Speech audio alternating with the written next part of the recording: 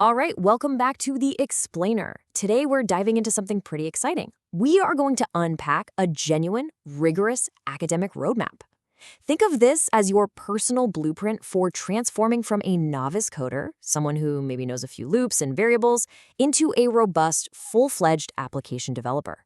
We're doing this by analyzing the official CSC BL301 Python laboratory syllabus. Now, this isn't just theory. This is the exact stepping stone path used to train computer science engineers. So if you've ever wanted to know exactly how the pros structure their learning, you are in exactly the right place.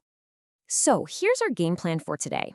We'll kick things off with a Python blueprint, move from basics to objects, tackle interfaces and complex systems, dive into data and the web, and finally, wrap things up with the final assessment. Let's jump right into part one, the Python blueprint, setting the stage. You know, every great tech career starts with a solid foundation and a very clear set of goals. You literally can't build a skyscraper on a swamp, right? And you definitely can't build complex data science applications without mastering the absolute basics first. So I want to pose this question directly to you. What does it actually take to become a Python engineer? We hear the term tossed around constantly. Is it just memorizing some syntax, binge watching a few tutorials? Well, as we're going to see from this academic syllabus, the path from basic programming to advanced data science is actually a highly deliberate, structured progression. Take a look at the transformation expected here. You bring in your basic baggage from courses in C and Java, so you already understand what code is. But look at the ultimate outcomes. By the end of this journey, this course equips you for modern data science, web programming with Flask, and heavy-duty data manipulation with Pandas. It's a massive leap from just writing simple terminal scripts to actually engineering real-world, industry-standard solutions. And here is the official 2-credit course header snippet. This just proves we're looking at a legitimate, rigorous academic blueprint for computer science and engineering students. This isn't some quick weekend boot camp. It's a carefully calibrated university-level lab course designed to systematically build out your engineering competencies. Now, the absolute crucial point is this massive number right here, 60. 60 total hours of detailed, hands-on laboratory content stand between you and mastery. That is 60 hours of pure, concentrated problem solving. Because let's face it, in the programming world, you don't learn by just reading. You learn by doing. And this syllabus mandates a serious time investment in the lab to make sure these concepts become totally second nature. Let's break down how this actually builds. These 5 steps represent the exact modular progression you'd conquer over the semester. And the logic here is just brilliant. You obviously can't build a database without objects, and you can't build web visualizations without knowing your data types. It's like a ladder, and every single rung is carefully designed to support your weight as you climb up to building robust applications. Moving right along to part 2, from basics to objects, foundational logic. Here's where you start building your toolkit using these specific technologies.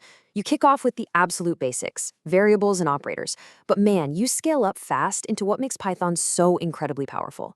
Notice those special functions, map, reduce, and filter. Those are your core tools for code optimization. Then, bam, the syllabus pushes you right into deep object-oriented architectures, creating classes, handling crazy multiple levels of inheritance, utilizing abstract classes. This is the exact moment you stop writing simple list of instructions and start architecting intelligent digital objects that actually interact with each other. I absolutely love this next part because it makes it all so real. Check out this direct quote from the syllabus for Task 7. You aren't just learning what inheritance is in theory. The course demands that you actively program a child class to achieve code reusability. And, hey, in the software industry, reusability saves time and literally millions of dollars. This task forces you to adopt that professional, efficient mindset right out of the gate. Okay, let's step into part 3, interfaces and complex systems, system architecture. Just look at this impressive toolkit. At this stage, you are way past writing scripts in a vacuum. You're pulling in massive mathematical libraries like NumPy and SciPy. You're managing multi-threading, meaning your program is juggling several things at once without crashing, which is exactly why you need that robust exception handling. But the absolute best part, you are designing graphical user interfaces using tkinter and actually wiring them up to real SQL databases. Take Task 15, for example. You are explicitly required to architect a fully functioning front-end to back-end connection. We're talking CRUD operations: create, read, update, and delete. If you can build a user interface that lets a user perform CRUD operations on a database, well, you've basically just built the foundation for like 90% of the software applications that exist in the real world today. Which brings us to part 4, data, web, and beyond, real-world application. Notice the intense focus on highly sought-after industry skills here. We are talking about Matplotlib for turning boring data into beautiful visual charts.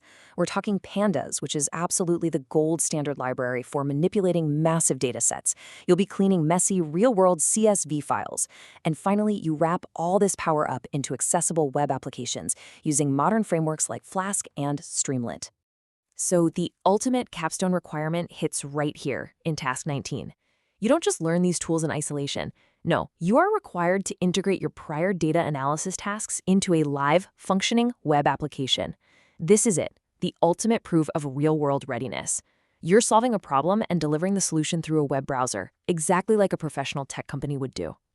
And these official performance indicators, pulled straight from the syllabus, really drive the point home. This curriculum isn't just about writing lines of code, it is about pure engineering. These indicators track your ability to define precise problem statements, explore different design alternatives, and produce viable solutions. It proves that learning Python in this context is really a vehicle for teaching you how to think like a high-level technical problem solver. All right, final stretch, part 5, the final assessment, the boss fight. Prepare yourself for this number, 10. To pass the continuous in-semester assessment, you have to successfully execute a minimum of 10 distinct, highly technical tasks. This isn't some multiple-choice quiz where you can just guess and hope for the best. You have to sit down at a machine, write the code, rectify the errors yourself, and prove that your software actually works. And that creates this perfectly balanced 100-point examination scheme. You've got 50 points dedicated to that continuous assessment, your lab tasks, your regularity, your active participation. The other 50 points? Those come from the end semester exam, which features both a live practical task execution and an oral exam by internal and external examiners. So you have to prove you can do the work consistently over time and prove you can perform when the pressure is on. Looking at the exact grading rubric for these tasks, notice how logic building carries the absolute most weight at 10 marks. Rectifying syntax errors and writing a well-structured program gets 6 marks each. This is incredibly revealing, honestly. The course evaluators care far, far more about your ability to logically architect a solution than they do about whether you missed a semicolon on your very first try. They are heavily rewarding true engineering thinking over rote memorization. So we've seen the blueprint. We've traced the progression from basic data types all the way up to complex web applications and data visualizations. We've even broken down the rigorous grading rubric. So I'll leave you with this final, provocative thought. Knowing what you know now about the depth and structure required, could you sit down right now and pass those 10 tasks? This syllabus proves that mastering Python is a demanding but absolutely incredible journey. It's time to stop just talking about learning to code and time to actually start building. Thanks for joining me on this explainer, and keep learning.